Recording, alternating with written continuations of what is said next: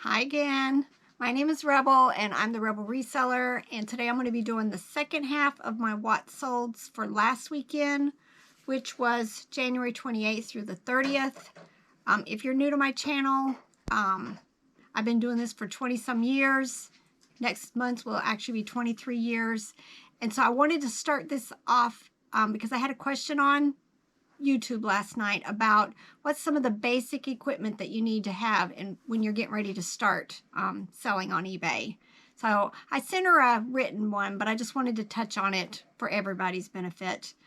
But when I first started, I had a little Fuji camera that my father-in-law bought for me. They had cameras back then? They did. And, you know, it had the little card and I would put it into my computer.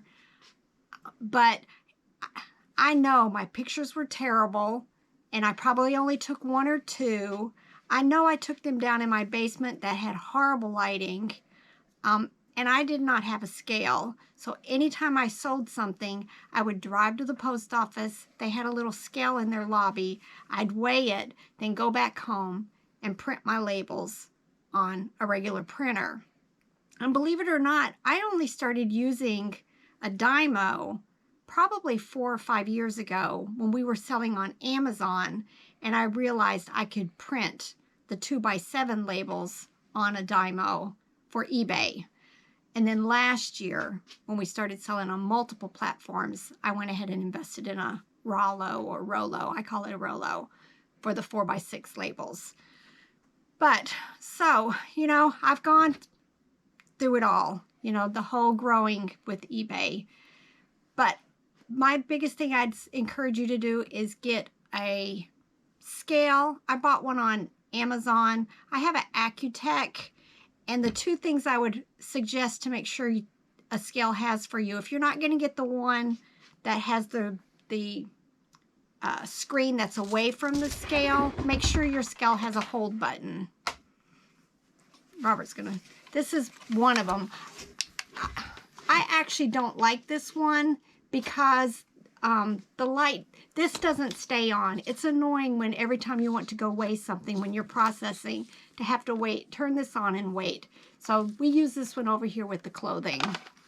But the other one I have like that, the screen is on the scale itself. Like attached. Yeah, and then, but it has a hold button. So when I put something big on the scale to weigh, I just have to hit a little button on the side and it holds the weight for me on the screen so I know how much it's weighing. Otherwise you can't see it if it's a big box. Right, right. So you don't need some elaborate one. I mean, we have one, like when we were selling on Amazon, some of our boxes were like 40 pounds. So we have a bigger scale for them, which I've just went ahead and kept. I don't, because of the new dimensional weight and everything, I don't sell a whole lot of really large, heavy boxes anymore. The other thing is you need something to take pictures. Most of us take pictures with our phones. I have a little Google Pixel I love, and that's what I use. I let all my pictures go into the cloud, and then I download them to a file that I can pull from to list on eBay on my computer. And as far as like a background, a lot of people use like white poster board or white foam board, or even a white sheet. You know, it's all gonna be okay. I don't use the background removers. My pictures are just, you know, what they are. I do have a ring light now, but it's not necessary. What you need to just remember is a lot of people take pictures outside with natural lighting, and that works great. If you can't do that, then use like some kind of lamp, like a shop lamp or a regular lamp that you can diffuse somehow, and use like the daylight bulbs. I think those give off the best lights. Sometimes if your light is too harsh on your items, you could aim the light at the ceiling and bounce it off the ceiling to give you a more general light that's not so intense on the items. Yeah, but I wouldn't invest in a whole lot of that type of stuff until you know you're going to stick with it. It's something that you're going to do, and then you're starting to make profit. And then, you know, you could consider a ring light or something like that. And then open up a USPS account, order all the priority boxes that you'll need. I use a lot of the number 4, which is the small, the number 7, which is the large 12 by 12, the shoe box, a lot of Plush fit in that easily, and the padded priority flat rate envelopes. There's others like the 1092, 1095, 1097. They're the like rectangle, but they're thin. I don't use them very often, and I don't use regional very often, but it's something you could order and keep on the side if you ever decided you needed to use them. And boxes and ship and tape. Boxes and tape. I buy my tape from Walmart. I like that.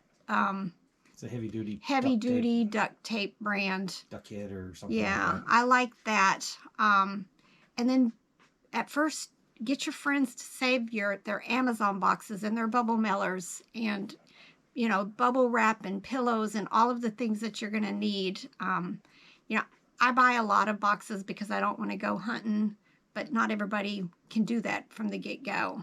We used to hunt them when you had 1,000 items. We used to go hunt boxes. I used to go to Walmart in the evenings when they were unloading items, and I'd walk, and as they're unloading, I'd just ask politely, can I have some of these boxes, especially like the Sterilite boxes that plastic containers came in and stuff like that. And then I still do. I have tons, and I have friends who bring me boxes and pillows and bubble wrap. But I have a whole section over here to that I save all those type boxes when they're either too big for priority or they need to go parcel select or whatever. Or it's a weird shape. Weird shape. And Robert's really good at building boxes also for me and cutting them down. But those are the basics, I think, of things that you need when you're just getting started. What? So a scale and something to take pictures. Scale, something to take pictures. Tape and shipping supplies. Shipping supplies. And there was one more. I think that's the basics. Something to print. Oh, a printer. Yeah, that's what it was. Right. And you don't need the Dymo or the Rollo. If all you've got is a inkjet printer, they're fine. I did it for up until like 5 years ago, cut and paste. When RJ was little, he's now 14. When he was like 4 or 5, I would print out all my labels in the morning before I went off to work. And we would tell him he needed to practice with his cutting skills, kindergarten cutting skills, and he would cut all my labels out for me, and then Robert would tape them onto the boxes. So, you know, it's doable. And not, you know, a lot of people say, you know, you can use that, what's that code called? The QR code or that little square code. I don't know if every post office does that. I don't believe mine does, and I live in a really rural area. But, you know, ask your post office and ask them also if they don't mind, because sometimes they do mind. And if you're taking in 10 or 12 packages that they have to do that for, they might get annoyed and the line might back up. Right. So at least ask them if they can and do they mind. And you could do that temporarily. But these printers aren't that much over at Walmart. The ink is the problem for the inkjets. That can be expensive. All right, let's get to some of the items that sold. I didn't sell a lot, but I sold some good stuff. And again, my numbers seem to be a little bit less, but my sales are still staying where I need them to be, where I like them to be. How about that? So you're saying that your number of sales is lower, but your dollar value is good. It seems to be okay. There's a few days it goes a little bit less, you know, but again, like I said in the last video, keep your mind on the big picture, you know, your 30-day, your 90-day. Is it where you want it to be? And just go from there. Don't worry about the little stuff. Because, yeah, the other day I had a payout of $30-some. It is what it is. And then the next day it catches up. It's okay. It's okay. All right. First, now I have eBay, Facebook, Bonanza, and Mercari. I didn't sell anything on Etsy last weekend. And I only have like 20 things on Posh, and I've not followed a single person, and I've not shared a single thing. I'm not quite sure what I'm going to do with that.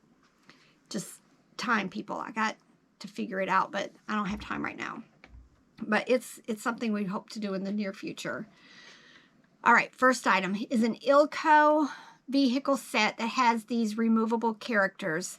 These look like the vintage Fisher-Price Little People nursery set, but they're not interchangeable. These are very cute. I've kind of accumulated them over the years. I think I had one listed, and then I had a couple I found, and then in some of my Little People sets, I found these, but it didn't belong to them. I ended up selling this for best offer of $14. This was from our recent sourcing trip to St. Louis and Nashville. This was a Hasbro Furbys from 2016. I did test it and it worked great, but it did have a corroded battery, which I cleaned up and showed in the pictures. And I do take video of it working. I just haven't got to the point where I've set up a channel like Courtney from Bolo Buddies has to post there and then transfer. I looked and I actually clicked on the new video thing for eBay, and I didn't like that it changed the entire listing page to something I wasn't familiar with, and I don't really like change, and I like the way I do things. So I went back to the old way, and I'm just going to go ahead and set up that channel and do it that way in the near future. If I didn't say, I sold this for best offer of $22. These are Just Born Peeps. I pick these up all the time at yard sales, and especially when I do these Goodwill bins trips. I listed these two together and sold them pretty quickly for $9.95. Now there's larger ones, and then there's little ones that really do well, much better than these. But they're all colors, all different types, the bunnies and the rabbits. It's just, but easy sell, $9.95 for two of them. This is from our online estate sale that we purchased through HiBid. This is the NBC Peacock, and it sold for $13.45. These are some Jurassic dinosaurs that I picked up in a lot at one of the consignment sales that I went to. I've already sold the larger dinosaurs, and I sold these two for $9.25. These were from the last sourcing trip. These are Little People wheelies. I bought a bunch, and these were the first 6 that I found, and I decided to go ahead and put them in a lot and sold them again. About the first couple of days, they were listed for best offer of $11. This is Wow Wow Wubsy. Definitely learn those characters. I used to find these all the time. Couldn't get rid of them even in lots, but now they were from 2008, and I've sold 2 of them recently for quite a bit of money. I did sell this one for the $44.95 right after I listed it. It's by Nanco also, which is a brand I don't really care for very much because the quality just isn't there. But, you know, character stuff sells. Watch for Wow Wow Wubsy, Backyardigans, Yo Gabba Gabba, some of the Nick Jr. stuff. All of that stuff tends to sell really well. My story. This is a Spark Create Imagine dog grabber rattle. I didn't realize I had 2 of them in 2 different colors. So you hear how the story's going. I had this white one and I had a blue one. When I went to pull, all I saw was the orange handle. Didn't pay much attention. Shipped the wrong one, and then the next day I actually had that one in a make offer list and realized I had shipped that already, and went and looked, and I had shipped a blue one instead of the white one. The buyer hadn't even received it yet. Sent them a message saying, I found this error. Go ahead and keep the one that I shipped to you, and I'm sending the other one in the mail today. Didn't get a response back, but I haven't heard anything, and I know they've received it by now, so it should be good. But I sold it for $8.96. It's better to figure out you sent them the wrong thing instead of you've sold the other item and realize you shipped the wrong item.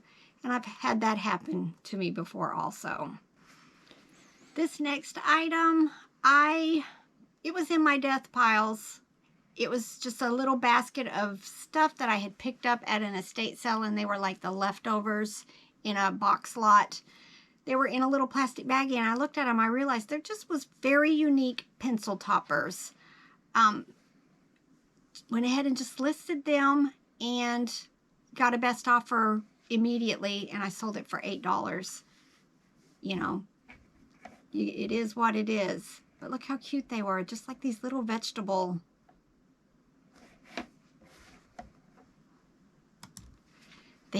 Picked these up at a yard sale earlier in the yard sale season. I think I paid $3 or $4 a pack, and I had 4 of them. I decided to put them in lots of 2. Sold the first 2 relatively quickly. I want to say it was like 40 bucks, and then these other 2 have just kind of sat. Somebody offered me $25 for the 2 of them, and I went ahead and took it. Definitely check when you're at yard sales and you have these new in the package, you know, men's underwear and women's underwear. Check the dates on them. These were from 2000. I wouldn't consider that. I mean, it is vintage, but you know, you probably get stuff that's kind of similar, I thought, but obviously people are going to pay up for some of these older ones because they like the texture, the band, the colors. I'm not quite sure, but definitely keep an eye out for that. This is from Gibson Greetings. It's 1993. It had like a little nylon body. Thought it was very unique. I think I had 2 of them, and they must have been different conditions. That's why you see the number 2 at the end of the title. But I did sell it for $11.66. I'm down to like the last boxes of stuff from that online estate sale from High Bid. A lot of it is just junk, you know, just old stuff, figures, McDonald's stuff, dirty stuff.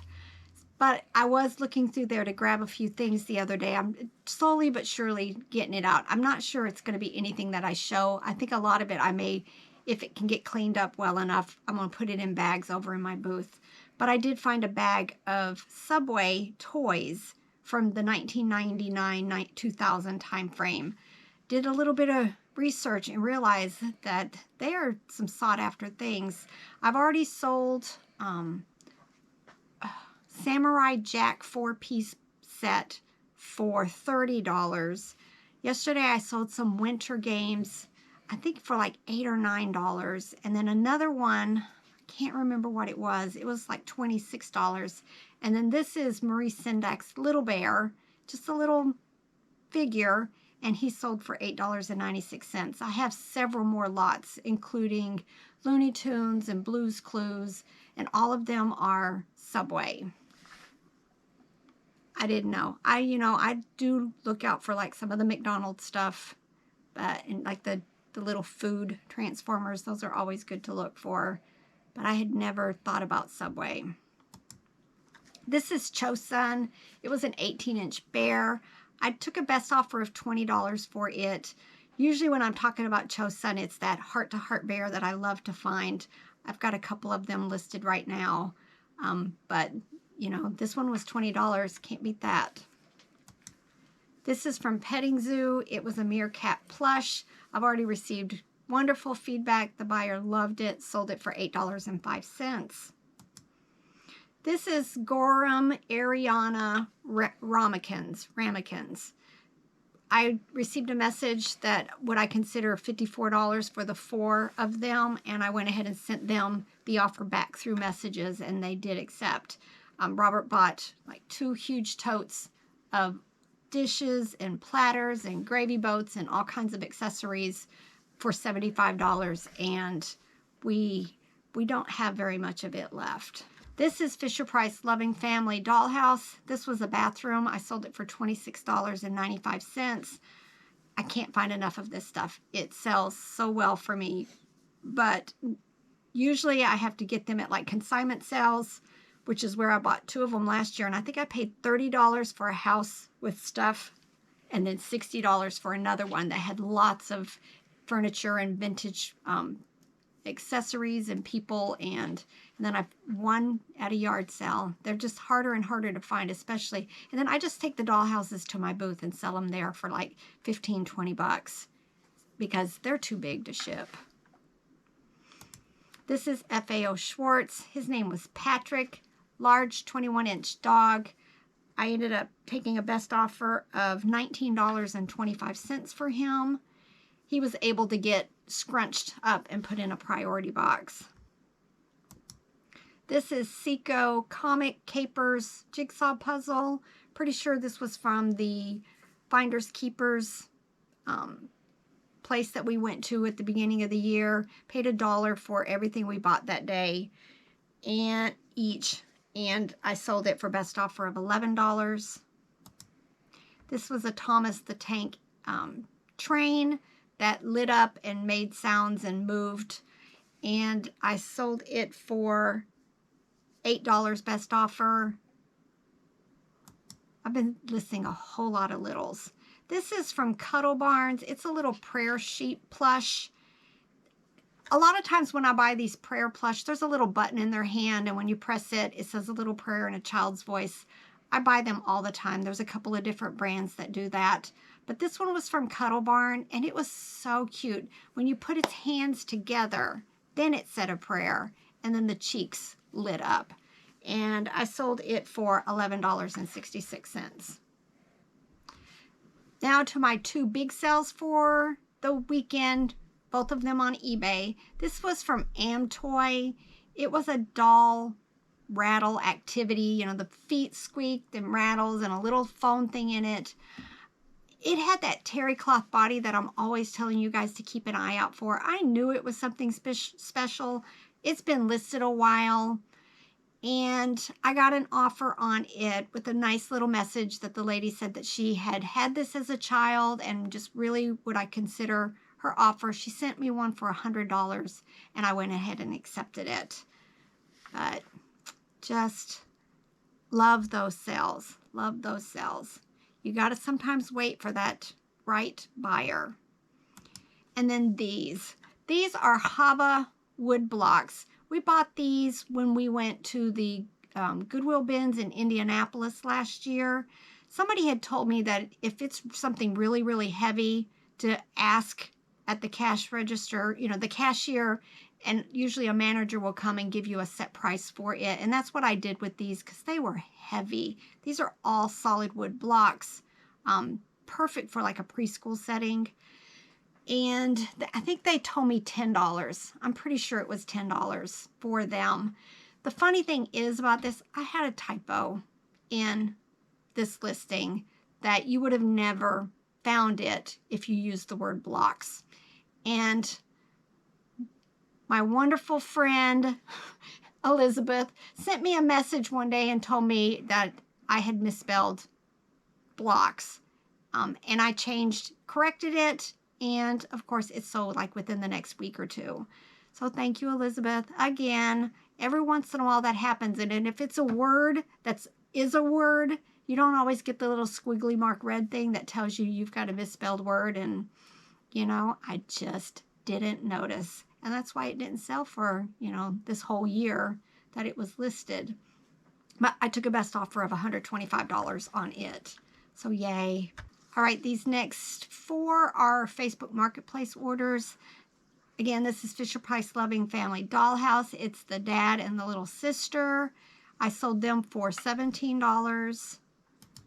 And then these are Playmobil, just miscellaneous pieces. I bought a large bag of Playmobil at a consignment sale. I want to say I paid like $20 for it.